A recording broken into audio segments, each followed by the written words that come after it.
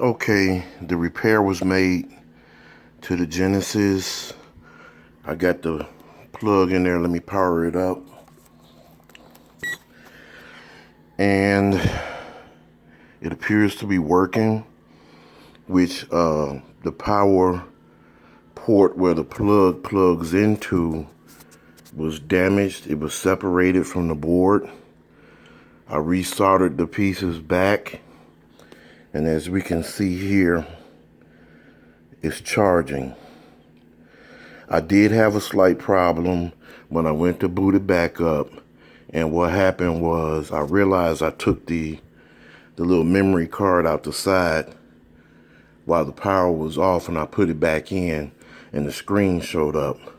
But I don't think that was the problem, because I also went behind my work and made sure that one of the ribbon cables was firmly secured onto the board coming from the LCD screen. So anytime you deal with any electronic item that has ribbon cables, you have to be extremely careful. But as you can see, it's charging like it should. You see the battery is going through its phases of charging. It wasn't doing that.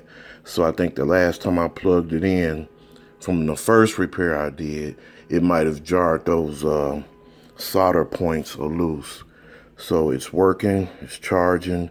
You can see that it's on. And for anybody that's still a big fan of the Evo Genisys or still use it, I still think it's a valuable tool.